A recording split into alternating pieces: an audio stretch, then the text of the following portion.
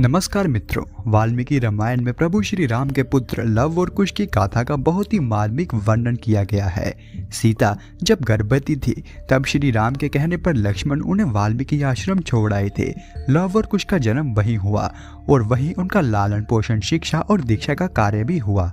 Love और कुश की पढ़ाई लिखाई से लेकर विभिन्न कलाओं में निपुण होने के पीछे महर्षि वाल्मीकि का ही हाथ है। उन्होंने ही दोनों राजकुमारों को हर तरह से शिक्षा और विद्या में पारंगत किया। महर्षि वाल्मीकि ने ही रामायण लिखी और लव और कुश ने जब अपने होश संभाले तब उन्होंने दोनों भाइयों को रामायण मुंह जवानी याद करवा दी। रामायण कंठस्थ करते वक्त दोनों को यह ज्ञात नहीं था कि वह उनके माता पिता की ही गाथा है। वे अपनी माता को वन देवी समझते थे।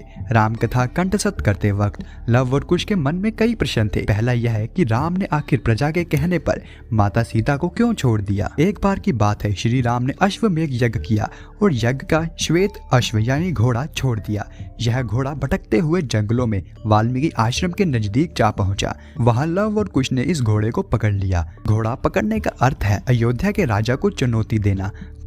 तब दोनों ने भरत, लक्ष्मण, सुग्रीव, शत्रुघ्न आदि सभी से युद्ध किया और सभी को पराजित भी किया। साथ ही उन्होंने हनुमान जी को बंधक बना लिया।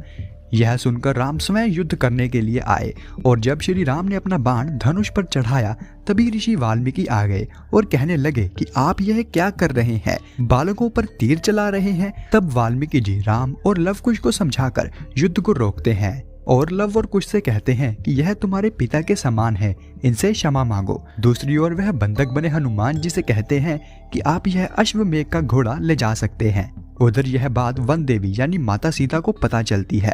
तभी लव और कुश आ जाते हैं और वह कहते हैं कि हाँ माँ, आपने सही सुना, हमने शत्रुघ्न, भरत, लक्ष्मण सहित उनकी सेना को परास्त कर दिया। यह सुनकर माता सीता अवाक रह जाती है और दुखी भी होती है। फिर लव और कुश कहते हैं कि हमने तो हनुमान जी को भी बंधक बना लिया था।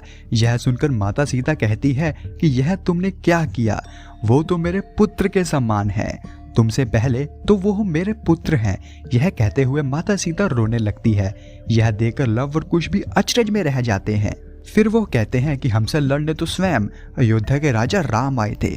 माता सीता पूछती है कि क्या राम आए थे और क्या तुमने उन पर बाण उठाया। लव और कुश कहते हैं नहीं माता, हमारे बाण तो पहले से ही उठे हुए थे। यह सुनकर माता सीता दुखी होकर रोने लगती है कि हे पुत्र, आज तुमने घोर पाप कर दिया है, इसका तो प्रायश्चित भी नहीं हो सकता। माता को रोता देखकर लव और कुश की आंखों में भी आंसू आ जाते हैं। तब माता सीता रोती बिखलाती हुई बोलती हैं कि यह तो घोर पाप है प्रभु, कोई पुत्र अपने पिता पर बाण कैसे उठा सकता है, अब मैं कैसे इसका पश्चाताप करूंगी। यह सुनकर लव और कुश को आघात लगता है। उनकी आंखों में झरझर आंसुओं की नदियां बहने लगती है और वह माता सीता से पूछते हैं तो क्या अयोध्या के राजा हमारे पिता हैं। माता सीता रोती रहती है। लव और कुश फिर पूछते हैं तो क्या आप वही अभागी सीता हैं जिसे श्री राम ने छोड़ दिया। माता सीता रोती हुई कहती हैं जिसका पति भगवान हो वह कैसे अभागी हो सकता है। तभी वहां वाल्मीकि ऋषि आते हैं और वह रोते हुए लव कुश को कहते हैं कि हाँ, तुम्हारी माता सीता है और प्रभु श्री राम तुम्हारे पिता हैं। लव और कुश फिर रोते हुए पूछते हैं कि गुरुजी, आपने अब तक यह बात हमसे क्यों छुपा कर रखी। वाल्मीकि जी कहते हैं कि हर बात को बताने का उचित समय होता है। फिर वाल्मीकि जी समझाते हैं कि इसमें तुम्हारे पिता का कोई दोष नहीं है, यह तो अयोध्या की प्रजा का दोष है और अब वक्त आ गया है कि तुम राम और सीता की कथा को उन्हें सुनाओ।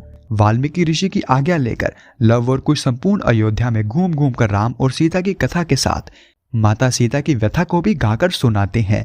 यह सुनकर अयोध्या वासियों का रो रो कर बुरा हाल हो जाता है। जब यह बात श्री राम को पता चलती है कि कोई ऋषि कुमार संपूर्ण नगर में राम कथा सुना रहे हैं तो श्री राम उन दोनों को अपने पास बुलाते हैं और उन्हें देखकर कहते हैं कि अरे तुम तो वही हो जिन्होंने हमारे यज्ञ का घोड़ा पकड़ लिया था। लव और कुश उनके चरणों में झुककर उनसे कहते हैं कि आप हमारे पिता के समान है राजन, आप हमें आज्ञा दीजिए कि हमें क्या करना है।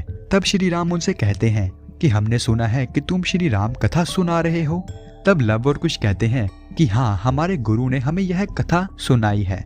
फिर श्री राम कहते हैं कि क्या तुम यह कथा हमारे राज दरबार में सुनाओगे। लव और कुश कहते हैं हे राजन, आप आज्ञा देंगे तो अवश्य सुनाएंगे।